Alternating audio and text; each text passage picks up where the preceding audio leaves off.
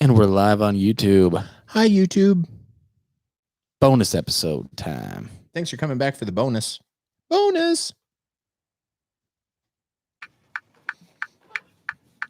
This list sucks. This list sucks. This list sucks. This list sucks. It sucks. Bonus. Bonus time. Welcome back to This List Sucks. Hey, y'all. Thanks for tuning in again. To all who tuned into episode 19, thanks for listening. Here we are with the bonus with another Snub episode. Yeah. So for these bonus shows, what we're doing is we're going back to one of the very first Snub lists. Well, it's really the only good Snub list that we found. The only legit list we found so far. Yeah, the only legit one. And this one came off of Reddit. And so it basically just gave us, just a giant mess of stuff that was snubbed because it wasn't on the list. Last week we did Flaming Lips. The week before that we did Fleet Foxes. Yeah, Fleet Foxes. And the week before that we did Tool. And those were the only three we've done so far. So this is the fourth Snub episode so far. Yeah. So eventually we'll go through this entire list we found on Reddit of albums that were possibly snubbed. Yeah. But it turns out this Snub list also sucks. It does, because every list just about sucks. This is a theme with lists. They suck. They just suck. But this week, listen, they don't suck in 100% entirety. We've talked about that a little bit with Tool. Oh, we also did Queens of the Stone Age. Oh, I thought we weren't counting that one. Well, we have to count that because that's clear evidence about why even this snub list also sucks. No, I'm just kidding. To tell you the truth, that was so forgetful that I forgot about it entirely. No offense. None. Maybe intended. A little bit. I mean, it's only offensive if you really, really love Queens of the Stone Age. If you take it like that, yeah. Specifically love the debut album from Queens of the Stone Age. Which I feel like it's hard to believe. I feel like even people that really love Queens of the Stone Age, that album, they maybe are not that into. They're probably willing to give that album a pass. I would hope at least. Maybe. This week, though, we are venturing into grunge. Because we really didn't have any grunge before this, and there's not really going to be any grunge after this. I feel like Queens is a little grungy. Well, you don't think so? Listen, the world would have us believe that is stoner rock. Stoner rock, yeah. Which is clearly not grungy.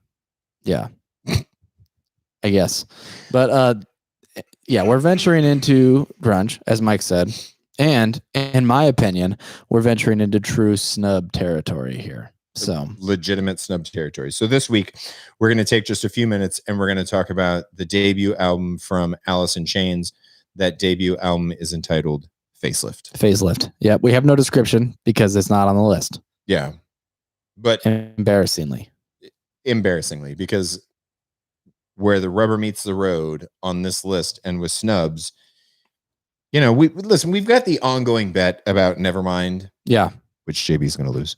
Probably. And there's also, I guess we haven't really encountered anything that we would call real grunge at this point on the list, have we? No. I mean, I feel like you could find elements of grunge in Husker Du. Predecessor. But I don't know what else. I mean, listen, we haven't encountered Soundgarden. We haven't encounred Audio Slave. We haven't encountered. Yeah, we haven't encountered Nirvana. Yeah, no Nirvana, no Pearl Jam. Yeah. No Mother Love Bone. I mean, listen, nothing from that quintessential early to mid 90s Seattle sound. We are right now, though. Yeah, this is real snub territory. Absolutely. So Facelift was recorded in I'm gonna fact check myself here. I believe that this album was recorded in 1988. Really? So released in 1990. Thank you. Which means probably recorded in 88 or 89, or maybe across the two. Probably 89 now, but I did look this up the other day. I'm gonna pull it up again. So it was released in August of 1990, and it was recorded in 1989. Is when it was recorded. Okay. What did you think? And you had heard some of these songs before. So I feel like you'd be hard pressed to find someone that hadn't heard some of these songs. Yes. Because, and that's just speaking to the level of snub that this is, because who do you know that hasn't heard Man in the Box? Like, that's probably the biggest song off this record. Do you disagree with that? No, not at all. In terms of popular success, Man in the Box. I'm sorry. Go ahead. No, go ahead. That was all I was going to say. Man in the Box broke this band. Oh, yeah. I mean, it absolutely broke this band. And so they started recording. This album was recorded at London Bridge Studio in Seattle. And it was, I guess part of it was also recorded at Capitol Recording Studio in Hollywood. Started in December of 89, finished by April 1990, released in August of 1990. This album absolutely smashes. Yeah. And the thing that crushes me about entirely omitting Alice in Chains from this list is there's no other grunge acts that do vocal harmonies. Yeah. Does Pearl Jam not do any? With who? Yeah, you're right. With Eddie and... Not a lot of harmonies going on in Nirvana. Maybe the occasional, but probably was a double-tracked Kurt thing. Yeah. No, and that's one of the highlights of this for me. Although it's a little different than some of the other grunge acts that are contemporary to it for me. It's darker. Yes. Definitely darker, more hard rocky. So like, even though it's all kind of lumped under the umbrella term of grunge, which I do think is a bit of an umbrella term. Very much so. This is more hard rock to me. I don't really see a whole lot of similarity between this and Nirvana, which is like one of the other big grunge acts. I mean, this is much darker, much more reliant on heavy, drop D kind of guitar riffs and stuff, power chordy stuff. Sorry. Maybe you didn't even bother. I mean, I don't know how much you think about tuning whenever you listen to this, but I played a lot of these as cover tunes, like in my high school kind of garage band days. And Alice in Chains was notorious for doing half step down. Yeah. Half step down. Yeah. So a lot of this stuff is E flat standard. And I almost guarantee like a song like Sunshine, where they have, which is one of my favorite tunes. And I feel like maybe yours as well. Maybe not the very favorite, but one of the highlights. Is it your favorite? If it's it's a real close toss up between Sunshine and It Ain't Like That. I really, really love It Ain't Like That. And it's funny because the two tracks are back to back on this album. It Ain't Like That is right before Sunshine on the album. And yeah, I mean, it's probably, it would be really difficult for me to say one over the other. Yeah. But going back to the drop D thing, like on that part where it goes into the, like, did some dude came down to touch the mother? Like that kind of, I find that hard to believe that they're not using the drop D tuning there to play those quick power chords. Yeah. Just because the power chords are happening so fast. Yeah. And just because drop D works so well for writing those kinds of riffs. Yeah. Unbelievably well. Whereas on the bass, you wouldn't necessarily need to do that because you're just playing the root nuts. That's right. But and I loved that song. That is specifically that part of that song. Just really cool guitar throughout this whole thing. A lot of like badass guitar solos with wah pedals, which you gotta love. And you can really hear.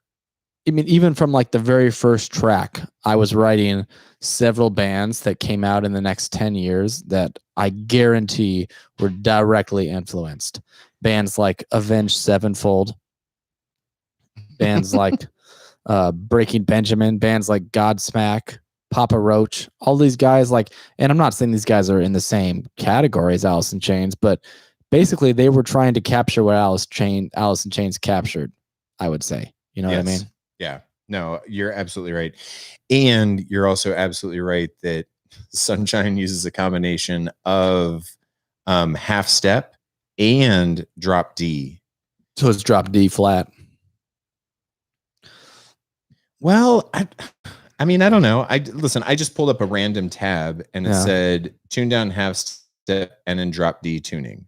Yeah, which means drop D flat because you're tuned down to E flat and then you've dropped your E flat down. The D. Gotcha. Yeah. Okay. That makes sense. Are you on ultimateguitar.com? Of course. Those guys don't know shit. So, who knows what the fuck? Who knows what Jerry Cantrell right. is really doing, right? Yeah. That's just what those morons decided to pick out of the ether. And just speaking of, and this is totally off topic, but like, you don't get like really great, red guitar players that are like, I'm going to fucking go this weekend and just put a bunch of tabs on ultimateguitar.com. You get a bunch of kids that are like really excited. They learned their first song and they're like, I'm going to tab this out and put it on the internet. I tab this bitch out. So that's the problem with tabs. Like I have people that are like, well, why do I need a guitar teacher when I could just go onto ultimateguitar.com? Because all that shit is wrong. Because nobody legit is putting shit on there. You know what I mean? Anybody, it's like Wikipedia, except for, less for shitty research. tabs. Yeah. It's like the Wikipedia of shitty tabs. Yeah. I want to start off at the very top of this album. When you play We Die Young, the opening guitar riff of We Die Young tells you everything that you need to know about this album. It's heavy metal right off the bat, almost. Yeah. So that's what I'm talking about when I say this is different than other grunge. This is almost more of a heavy metal band to me. I'm okay with that. You know what I mean? Yeah, I'm okay with that. Because to me, Alice in Chains feels more like a nuanced. I mean, they're not just pure metal, but they were definitely a gateway drug for kids that liked heavy metal to segue into grunge. Yeah. And that's kind of what it made grunge more accessible to the heavy metal kids. Yeah, and that's exactly what it did for me. Like this album came out when I was a freshman in high school, and I remember listening to it, and I was a hair metal kid in the 80s. Nice. And then like and the Black Album came out long after this, but I was starting to delve into like thrash and speed metal about that time. And Alice in Chains it slipped right in. Like it was really easy. Yeah. Because I was also listening to like White Zombie was contemporary to this on the metal side. Danzig was contemporary to this on the metal side. And it was kind of this halfway jumping off point where you could just as quickly go from listening to Alice in Chains, you could throw on a White Zombie, you could throw on a Slayer, or you could throw on a Stone Temple Pilots, or you could throw on a Nirvana. Yeah. Right? Yeah. So it was like it was like a fork in the road.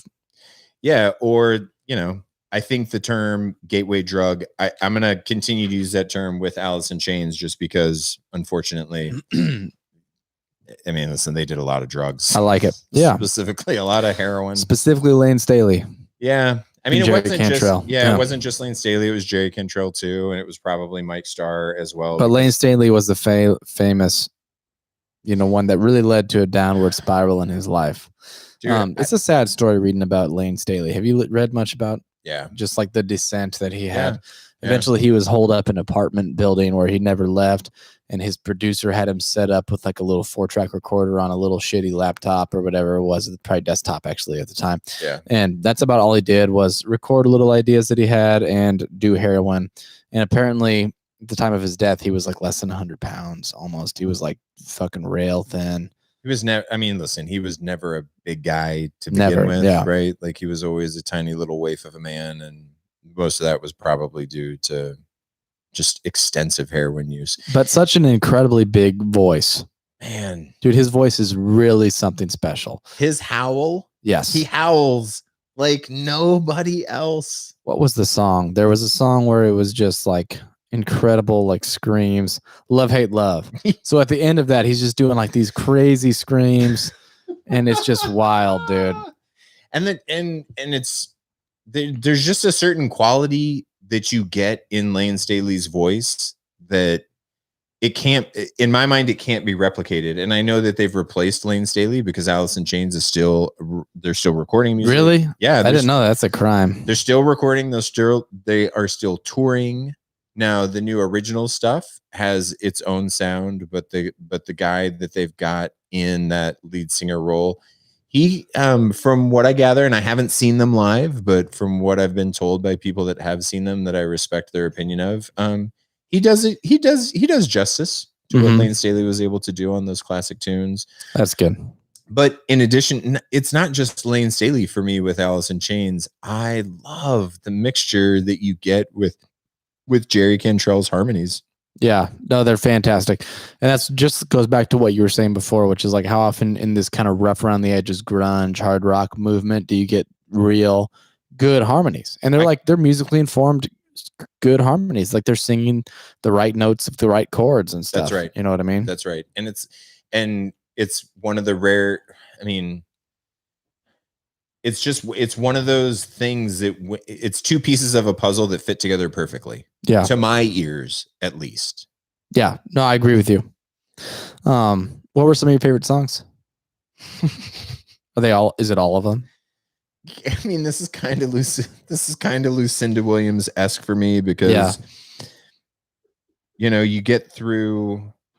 I don't know. I mean, to me, you got to get all the way down to, like, you got to get to the back quarter of this album before you get into songs that I start to think, well, all right, that's not as good. But I don't even know about that because, like, I Know Something About You, number 11, is like funk. It has like a dominant ninth chord that it's like pure funk. The bass line, right? The guitar too. Yeah. It's funny because, before we started the first show, we were talking a little bit about Jane's Addiction because I picked up Nothing Shocking today on vinyl, which I'm very excited about.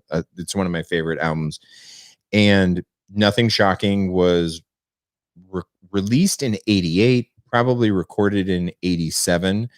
And when I was listening to I Know Something About You, it absolutely took me back to early Jane's Addiction. Yeah. Because early Jane's Addiction is also, it's this weird hybrid between a little bit of metal, a little bit of alternative, and then you get a little bit of that funkiness that the Red Hot Chili Peppers are known for. Yeah. You get a little bit of that in that early Jane's Addiction, and I think that that's what's coming out, and I Know Something About You. Definitely. Because there's like a couple offshoots or subgenres of metal in particular that I think are represented here. Yeah. Funk metal. Big one. Like that's a real genre. I'm not making that up. No, yeah. I know. And I think there's a lot of funk genre or funk metal going on here and groove metal. Groove metal. Yeah, big Definitely. time. Going on here where it's like it's groovy. Like they're setting up a groove, whereas most metal is more about just like thrashing your ears, but in a pleasant way. But like with groove metal, they're like setting up a groove that you could almost dance to, but it's metal music. You know what I mean? Very much so. Yeah. I love the lyrical content of this album. Oh, it's so good. I mean, it's really, man, it's just really, really good. And that even comes up on the back half of the album. So, you were just talking about I Know Something About You, the very last track, Real Thing. Mm-hmm. It's not the most musically exciting track. No, it's like a blues song. Yeah. But metalified. It's a metal blues shuffle. That's exactly right. Yeah. That's exactly right. But lyrically, if you listen to that song, and so many of Alice in Chains songs talk about drug use, drug abuse, like the power of drugs, the power of addiction. And listen, I mean, we just got done talking about how Lane Staley died a waif-like junkie. And so you get that all throughout, but sometimes they hide it in ways. I mean, they're not really hiding it, but they approach it lyrically in a way that's subtle enough that you got to be paying attention to recognize that this is, another song about drugs or another song about addiction. Which is good. Innuendo is more powerful than directness. Absolutely. Yeah. And that's what you get with Real Thing. Comes across more intelligently too. But you mean when they say sexual chocolate baby at the very end? Shout out to Eddie Murphy. Shout out to Eddie Murphy and Coming to America, right? Yeah. The band Sexual Chocolate from Coming to America. I do love that line. Sexual chocolate baby. You did it better than me. Yeah. But another thing I love about this one is how a lot of the songs kind of transition from one to the other. My favorite one was track 1 to 2. So like when they drop into Man in the Box, like the way it's just kind of like open and then it's just like and it's dropped. It's like a real seg. You know what I mean? What did you What did you think Man in the Box was about before? I mean, did you do any drilling into that? I mean, it sounds like drug use to me. It sounds like a guy that's like stuck in a box where he's like living in piles of his own shit, and it's like metaphorical for like him living in his own like fucking filth.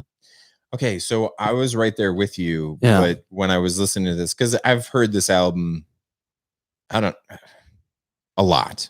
I've listened to this album a lot. I've heard it a lot. So I was already familiar with it. So I could dick around a little bit more and just look into some of the stuff.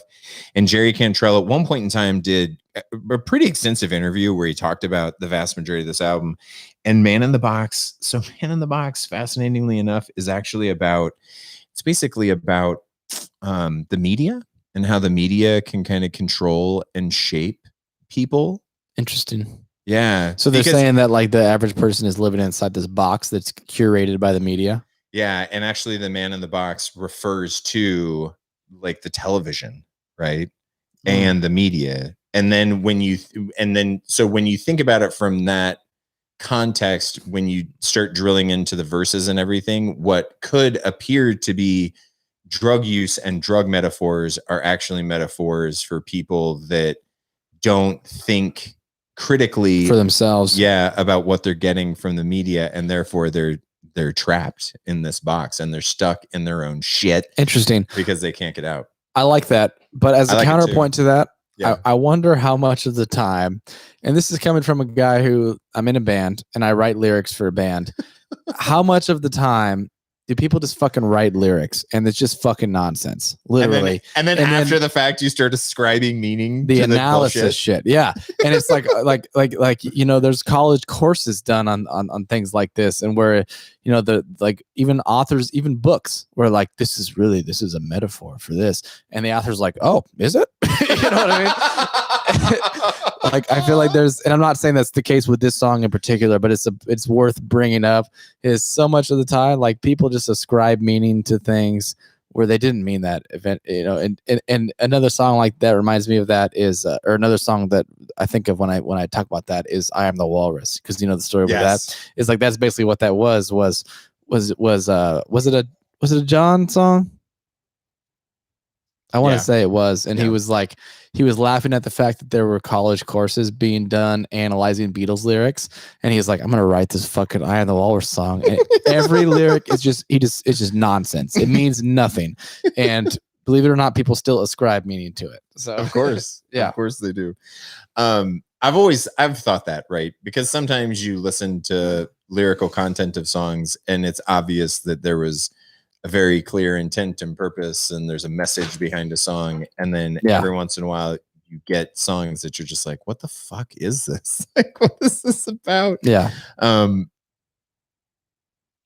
can't believe this album's not on the list.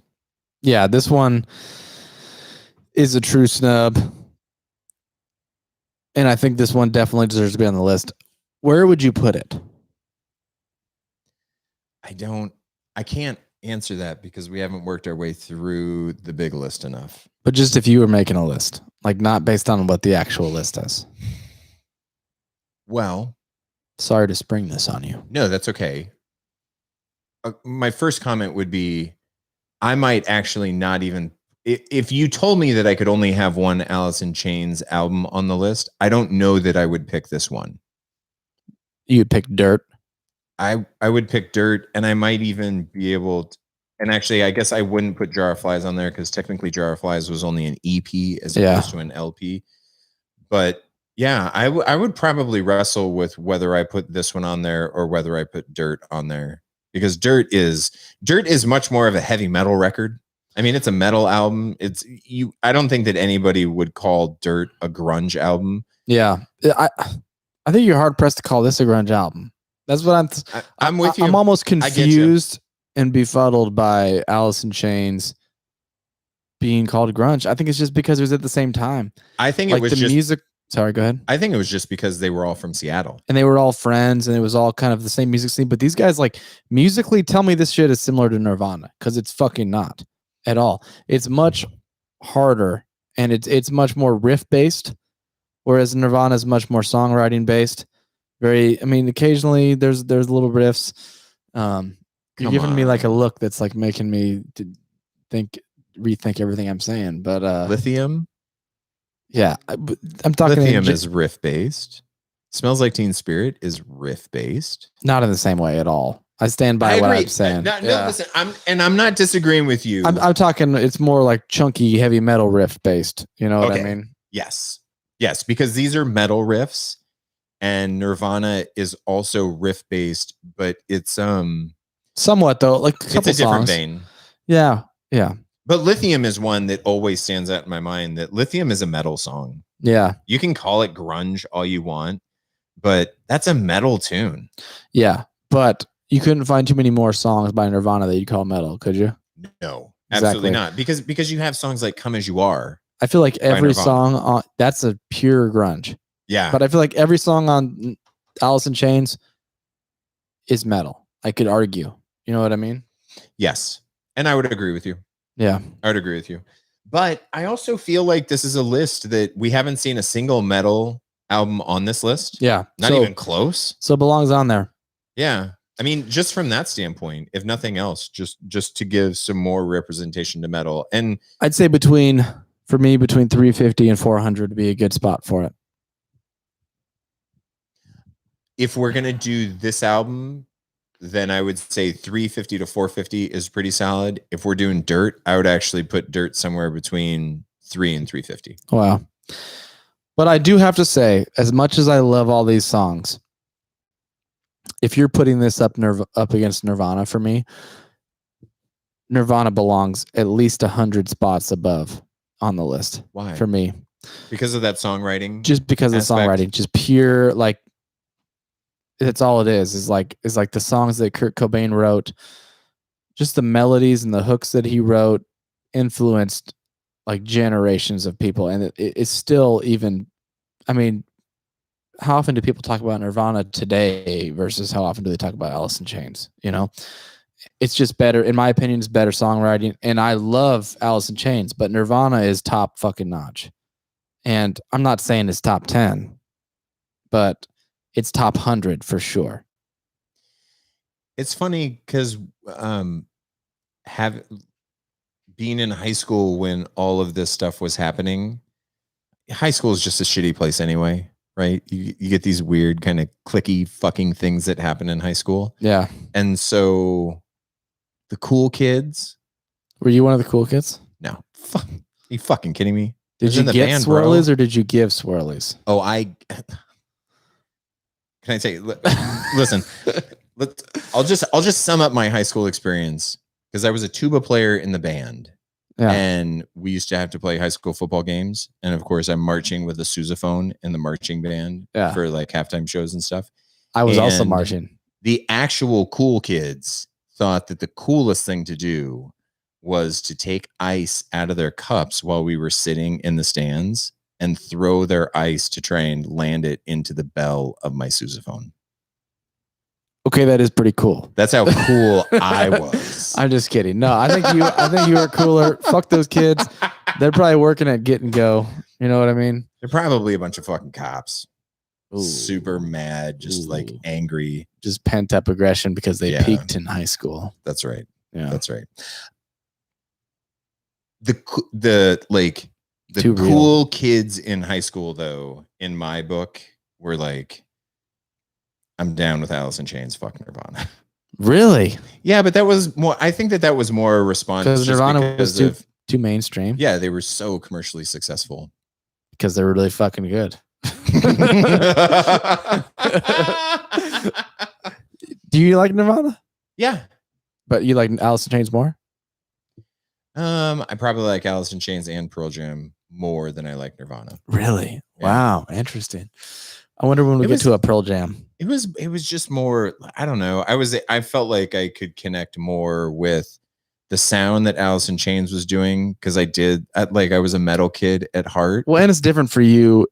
I feel like it's more real for you because you were there when this shit was out. Yeah. For me, I was born in 1991. Like I didn't start listening to music really until I was at least like 10. You know what I mean? Yeah. So like this is way past my time, and I can look back and think Nirvana is better. But I feel like your opinion is more real because you were in it when it was going on. You know what I mean? I don't think that, listen, it doesn't detract from the validity of your viewpoint. I think that your viewpoint is just as valid because you have a viewpoint that's more historically based, and I have one that was more experiential. Yeah. And listen, everybody walks a different path, you know, and I really do enjoy Nirvana. It's difficult for me only because I went through this phase where Nirvana took me from a place in my life where I had really gotten into West Coast gangster rap when I was like in Tupac? 7th grade. No, this would have been NWA and Eazy-E. Oh, before that. And Okay. Ice Cube, right? So I was doing all of that. And when Nirvana went on Saturday Night Live, I was in a biology class and this kid was like, "Oh my God, that was the most amazing thing I've ever seen." And I was like, "What are you talking about?" "Nirvana, bro. Like, you didn't see Saturday Night Live?" And I'm like, "The fuck are you talking about?"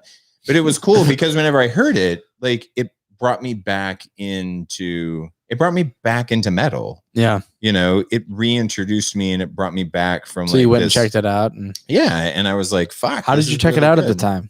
Because you didn't have like YouTube, right? Because I didn't either. No, I did not have YouTube. No, I did not. No. So how did you have to like buy CDs? Oh, you mean okay? I thought I was talking you have about to, like, did you go check out the Saturday Night Live performance? Is what I was talking about. Oh no, because you couldn't at the time. Well, there's no TiVo, there's no TVRs, none of that. I was just explaining that to some of our nephews the other day.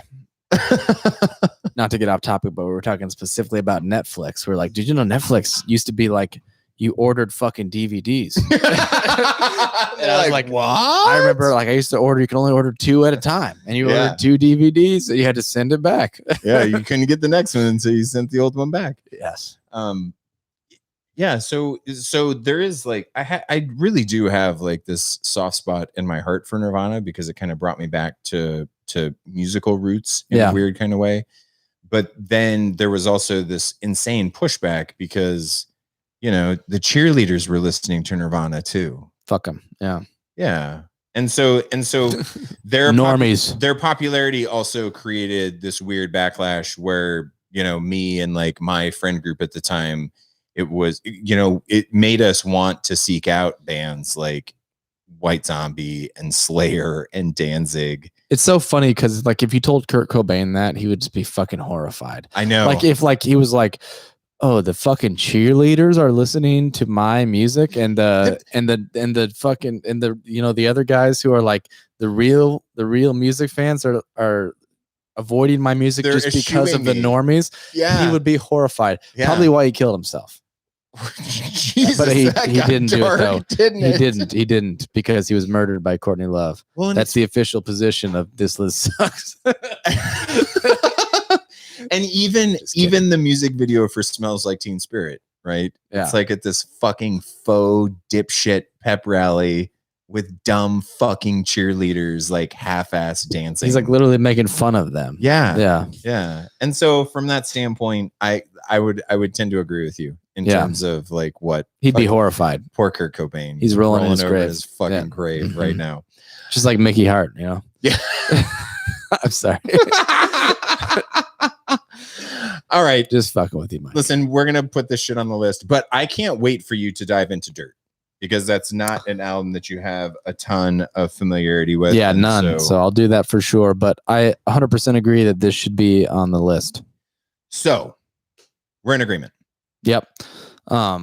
Ish. What are we thinking for bonus for next week? Yeah. So next week, the next one on the list is every My Morning Jacket album. Ooh. So where do you want to start with it? Well, that's what I was just thinking. So I'm gonna look at their discography here, but they're another band that like they don't have that huge of a discography, so it wouldn't be. It's not super deep. I mean, we could definitely is At Dawn the first. We could definitely go through all of them. The Tennessee Fire is their first one. Okay, Tennessee Fire is. Okay. And I would actually be happy to start with that because that's one I haven't checked out a lot, and I've always read about that one as like one of their. You know, it's super dripping in reverb, apparently. That's like what I hear. People mention that every time it gets mentioned. So is it Tennessee Fire, then At Dawn, then At Dawn, and then It Still Moves? Yep, and then Z, and then Z. Okay, Evil Urges, Circuitous Waterfall, and the Waterfall Part 2. And that's one where we could theoretically go through all of those, or at least like I would say if we could get at least until Z, or maybe even further than that. You want to go further? You got to at least go through Circuitous. So that's okay. I mean, if you wanted to skip the Waterfall and the Waterfall 2. So we'll do the 6 because I feel like you can't skip anything before that. You can't skip It Still Moves. You can't skip Z. You can't skip Evil Urges. No, exactly. Because those are all potential snubs. Yeah. So we'll probably end up doing all of My Morning Jacket's discography. So next week, you heard it here first. Tennessee Fire bonus episode for next week. Absolutely.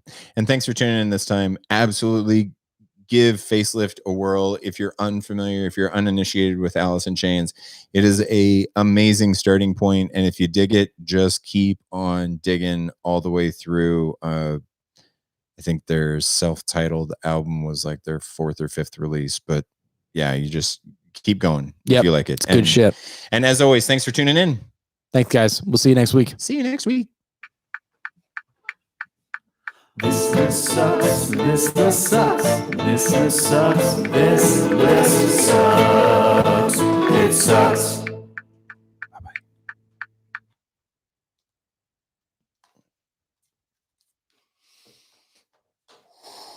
Dude, I've never listened to